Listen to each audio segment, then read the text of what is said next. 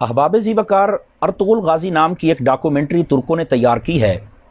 Electronic media پر اس وقت اس کا بڑا شہرہ ہے۔ لوگ مختلف پہلوؤں سے سوال کر رہے ہیں۔ جہاں تک ارطغرل غازی کی شخصیت کا تعلق ہے تو بلا شبہ وہ ایک عظیم انسان تھے، صحیح العقیدہ، باعمل، متقی، پرہیزگار، غریب پرور، دین اسلام کے ہر قانون کے سامنے اپنی گردن کو جھکانے والے، اولیاء کاملین کے ساتھ نسبت رکھنے والے، ان کی بارگاہ میں جانے والے، ان سے روحانی فیض حاصل کرنے والے سچے عاشق رسول ارطغرل غازی تھے۔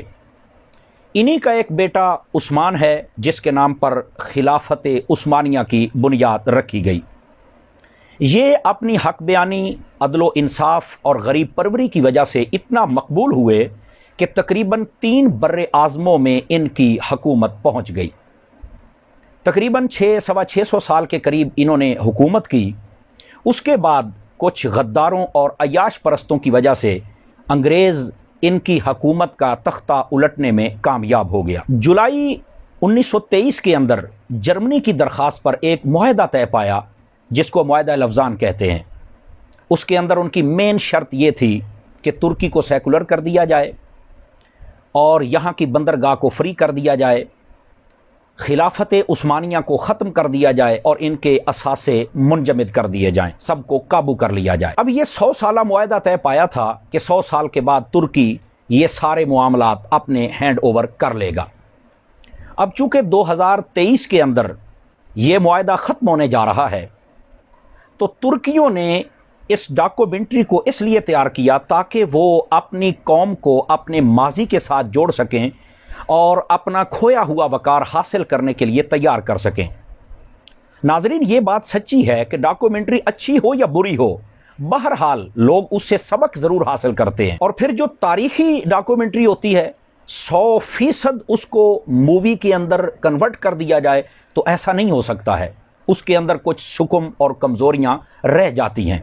ہاں، کتاب ایک ایسا مستند ذریعہ ہے کہ اس کے اندر تاریخ کے ہر پہلو کو سمویا جا سکتا ہے، لیکن چونکہ الیکٹرانک میڈیا کا دور تھا تو دور جدید کے تقاضوں کے مطابق انہوں نے اس کی ڈاکومنٹری کو تیار کر کے چلا دیا اور پھر دنیا کی اکثر زبانوں میں کنورٹ کر کے اس کو ملکوں میں چلا دیا۔ اب یہ معاہدہ ختم ہونے والا ہے اور ترکی اس کا مطالبہ بھی ضرور کرے گا، اور اس کی چند سالوں کی ایکٹیویٹیز کو دیکھ کر یہ محسوس ہوتا ہے کہ وہ اس سے باز نہیں آئے گا، اور اس کا وہ حق بھی ہے، یہ دینا بھی چاہیے، لیکن اس کے باوجود اسے کچھ کرنا تو ہے۔ اس نے یہ ڈاکومنٹری جب سے چلائی ہے تو سب سے پہلے عالم کفر بڑا لرزاں و ترساں ہے کہ یہ انہوں نے کیا کر دیا ہے، اور اس پر بڑی چیمگوئیاں ہو رہی ہیں۔ ظاہر سی بات ہے ان کے سارے مفادات یک دم دریا برد ہو جائیں گے تو انہیں تکلیف تو ہوگی نا کہ 100 سالہ بدماشی ختم ہو جائے گی ان کی۔ دوسرے کون لوگ ہیں جن کو تکلیف ہوگی؟ دوسرے وہ لوگ ہیں جو بد عقیدہ ہیں۔ وہ کیسے؟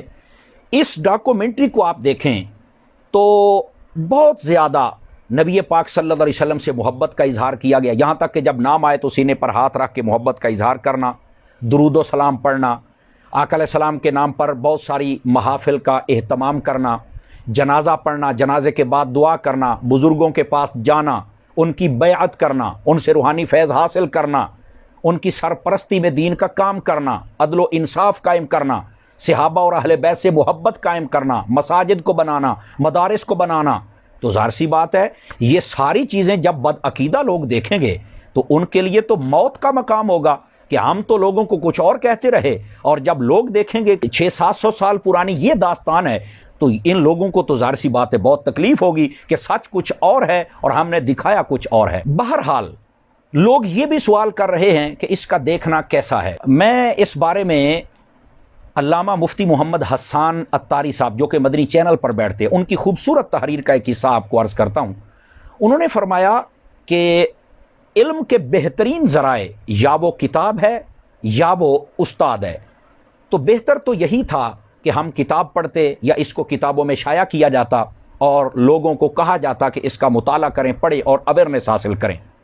جہاں تک ہے کہ یہ دیکھنا جائز ہے یا ناجائز ہے، تو بھائی جب ڈرامہ ہی کہہ دیا ہے تو میں کیسے اس کو مقدس اور جائز کہہ سکتا ہوں؟ اور تعدیث نعمت کے لیے بتا رہا ہوں، الحمدللہ علی احسانہ ہی، میں نے اس کا 30 سیکنڈ کا ایک کلپ بھی نہیں دیکھا ہے۔ یہ معلومات میرے ایک دوست انگلینڈ میں محمد شاہد صاحب ان سے میں نے لی، ایک دوست ہمارے لاہور میں محمد عثمان ان سے لی، اور اس کا جو پس منظر تھا میں نے آپ کو عرض کیا ہے۔ اور یہاں پر یہ بات بھی ضروری ہے کہ مسلمانوں کو چاہیے کہ وہ دعا کرتے رہیں تاکہ اللہ تعالیٰ عالم اسلام میں ان کو کھویا ہوا وقار واپس عطا فرمائے، اور اللہ تعالیٰ ہم سب کی حفاظت فرمائے۔